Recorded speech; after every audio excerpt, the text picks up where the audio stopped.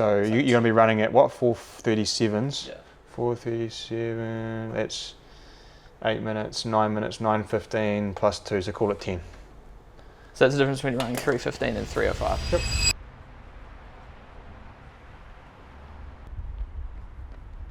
Alright, it's Monday morning. We've made it to the first week of the taper, and this morning, just like every other Monday, we have 1 hour easy. So let's go get it done. Alright,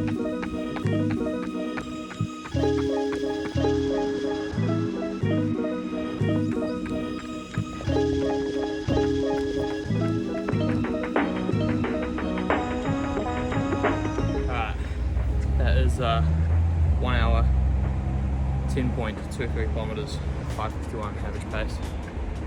Felt pretty good this morning. Finally, first week of the taper.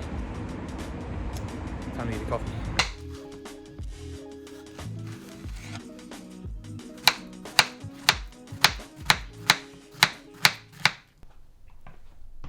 I'm not sure there's a better way to start the week than waking up early, going for an hour-long run, getting a nice little coffee, Supreme coffee, and then eating some nutritious food, breakfast, to fuel the rest of your day.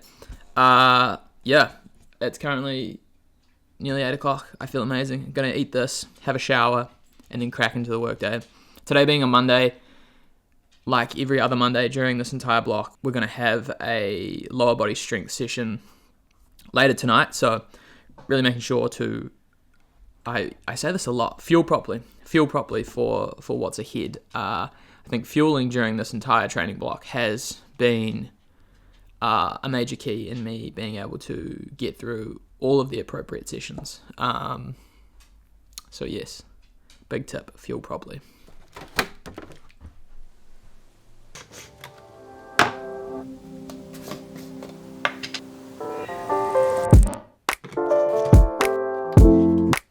Good morning, it's Wednesday. So today we have, I think this is our last long run, which is going to be over an hour.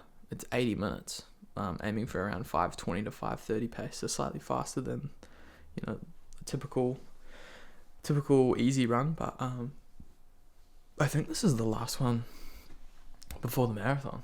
I haven't actually looked too far ahead of my schedule, but it's currently 5:50. We're going to try to be out the door in 10 minutes. We've got a pretty busy work day. I also think it's raining at the moment, but if you know me, I actually quite like running in the rain, so yeah, I'm going to get down this, and then we're going to get moving.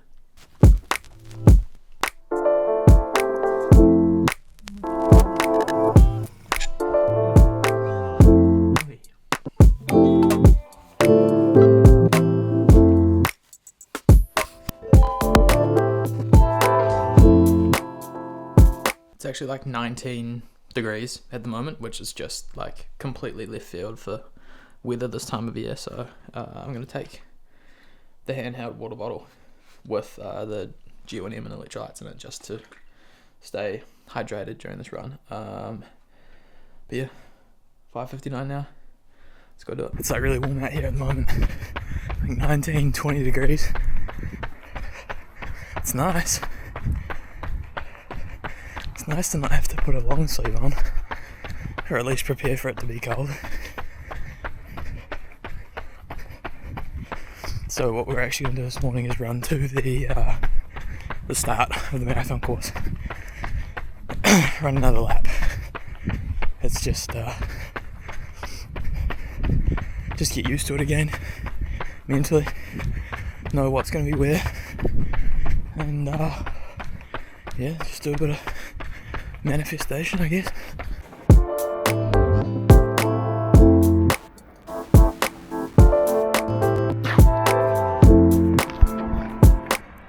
Start line.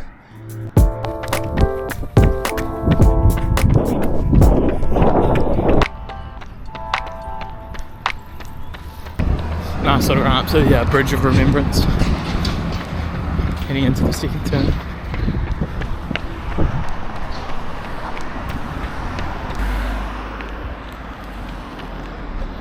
So this is the main straight. You come down coming east, and then you have this little uphill, turning right. This is where this part of the course is like a little bit all over the place, and even I'm confused right now, so I've got to pull up my map. 12 days, baby.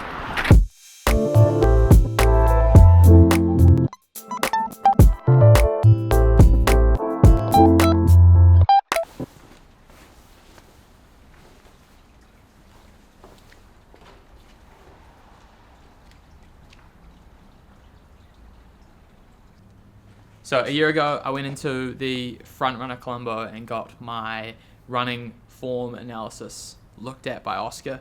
And today, we're going to have a look at that running form analysis again and see if anything has changed over the past year. So to give some context, this is Oscar.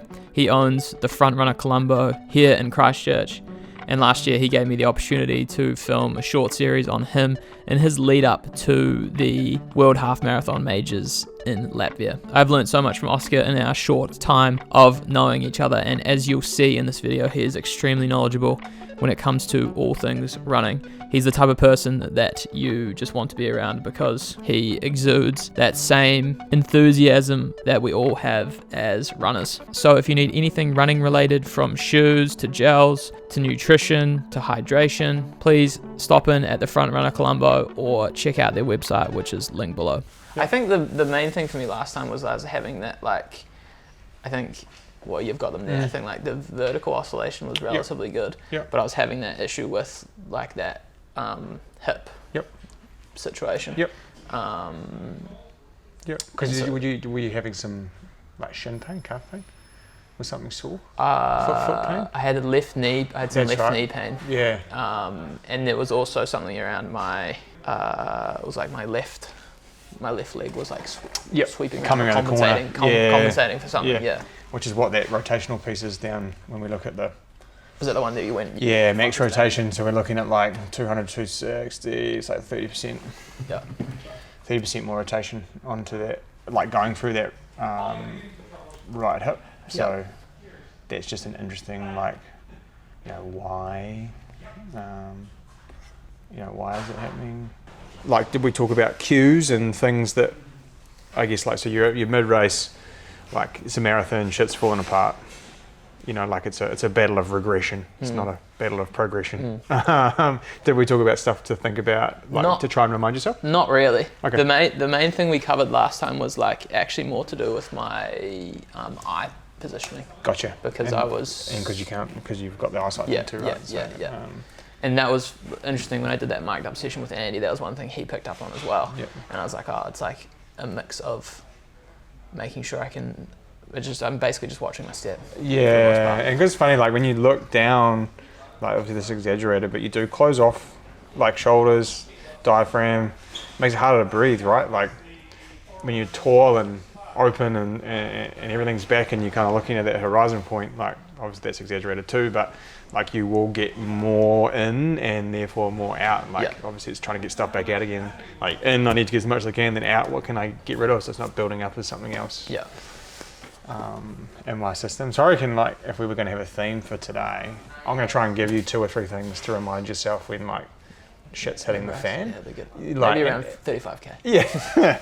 And, like, because even, like, for me, for World Champs, like, I wrote look up on my racing shoes. Okay. I had, like, look and up. And this every time I found myself, like... looking down. I was like, oh, what a dick. Okay. Yeah. Okay. Yeah. To be fair, that was just a pain cave. But, so I think we should, like, little let's call them mantras. Yeah, that'd be cool. That'd like be really little good. mantras where, like, technique mantras that you can kind of like self check-ins, and like I always find it quite useful. Like, mine's kind of breathe, swing your arms and look up. Breathe, swing your arms and look up. Because I do find, like, when you're getting tired or the situation is stressful, like breathing goes first. You get real shallow. Then I've got that gammy sort of left arm, which, that's a good sign for me that I'm not moving as economically as I can. And then I look down, so for me it was like check in with breathing. How am I going? Swing my arms, like am I pushing that left elbow kind of back, or am I just winging in here, like it happens, it's going to happen eventually. Yeah. And then like, you know, am I looking up and am I focused? So we'll make it so you get something out of it. Yeah, cool. Yeah, so at the moment, if you were going out jogging on the road for an hour, like easy zone 1, what kind of pace would that be? Probably like anywhere between like 5:40 and 6 minutes, probably. Oh, zone 1? Yeah, like 6 minutes? Yeah, probably 6 minutes, yeah. And for marathon pace, what's that going to be? 4:37. And so we're going to call that zone 4, so zone 3? Yeah. 4:37? Yeah. So what we'll do first is we'll just get you warmed up on the treadmill. Yeah. Do you want me in these? Yeah, we 1080s for now. Let's test those. This will be fun. So we'll test those at the 6 minute per K pace. We'll get you warmed up first. A couple of minutes on the treadmill, then I'll chuck the run scrubs on. And for those people that don't know what they are, they're accelerometers that measure the angles and speeds of all the different shapes your body makes through space. Or we can wind that one back further if you like and say that running is just hopping from foot to foot, right? As you try and fight gravity and your metabolism to continue to go as fast as you want before you break down. Yep. That's the crux of the crux of it, which is fair enough. Yeah. And so what these do is it's going to tell us like what are the patterns we're making. Is there something failing us, letting us down that our eyes can't see, or if something at 25 frames per second is missing, we can't see it in sequence, right? So they attach to your feet, which is looking at dorsiflexion, plantar flexion, triplane movements, pronation, supination, reinversion, eversion, all those types of stuff. And then we have one on the back of the sacral, so the back of the sacroiliac joint, that's showing us how your hips are coping, I guess, with the stress that you're putting on them. So they're having to come down, absorb shock, they're having to rotate, they're having to tilt, different varying degrees of those three things, like kind of like around a broomstick, which is your spine. So how is it they're moving independently? Can they move smoothly through what we'd kind of call like the gate, in terms of like coming through the front of the gate, not your running gate, but those two things are kind of the same. And do they have to kind of go like an egg beater or a washing machine mechanic or not? So that's always fascinating too, because if you're having a lot of this movement, there's a lot of wasted energy, right? You're moving lots of medial and lateral, like movement, so it's not an efficient way to run. Yeah. So that's what the three pods do, and then obviously we can do some visual stuff with cameras because that's fun too. Yeah.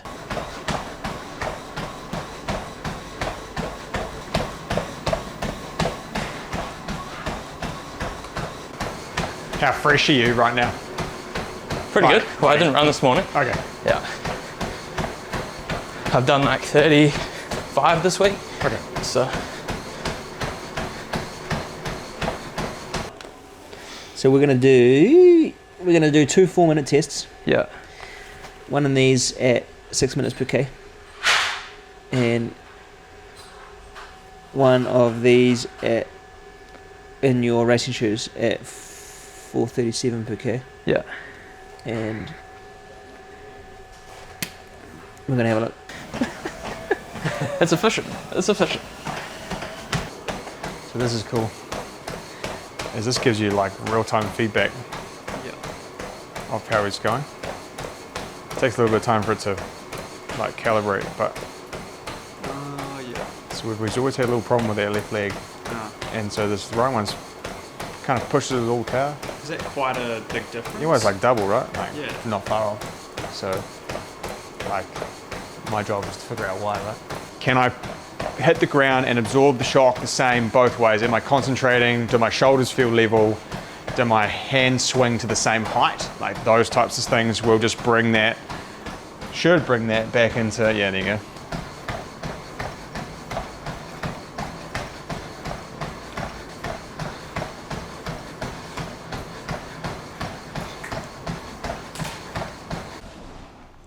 Anyway,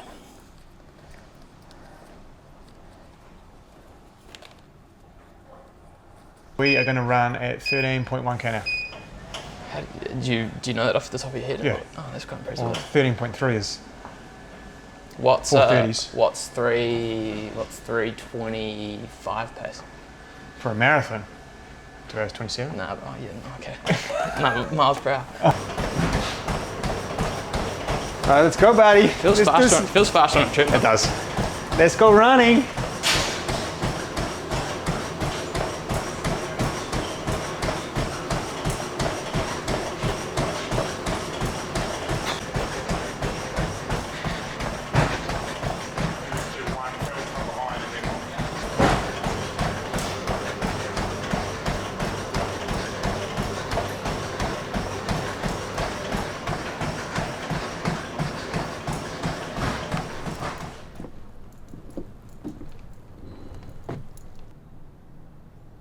big man.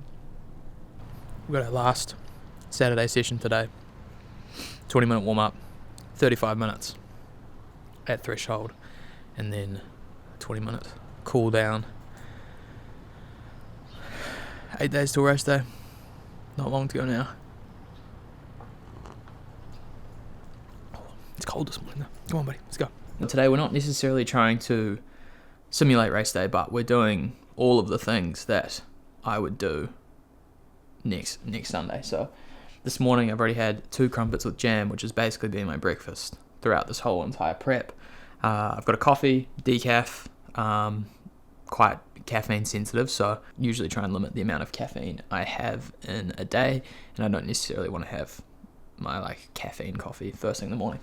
In here, this is scoop of BPN electrolytes, 1 scoop of G1M Sport.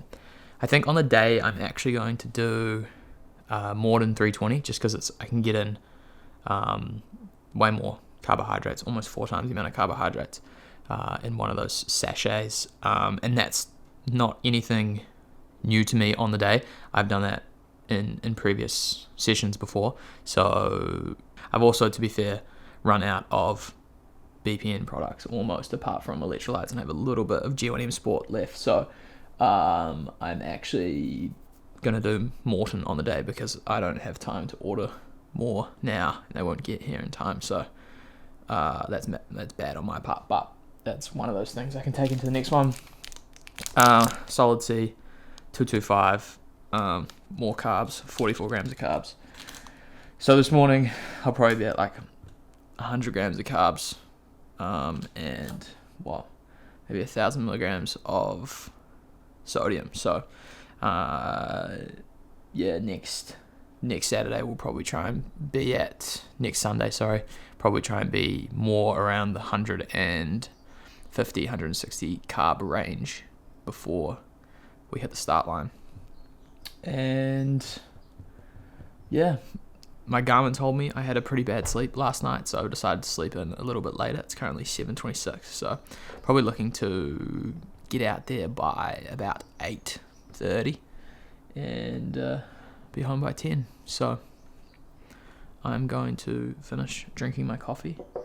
I'm going to watch some running YouTube to get hyped up, and then I'm going to get this session done. Can't lie, absolutely not feeling it this morning, but we will get it done anyway. It's one of the last ones.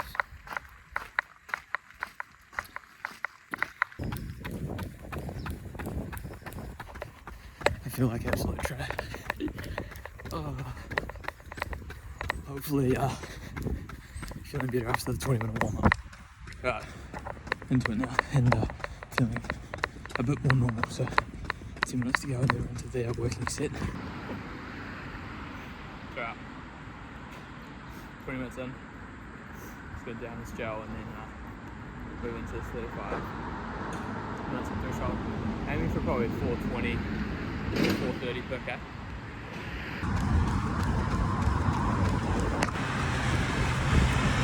Oh, big yawn, big mum.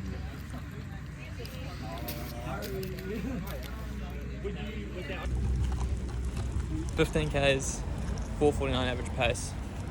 I'll put the threshold splits on screen. Probably averaging 4:20, 4:22 ish.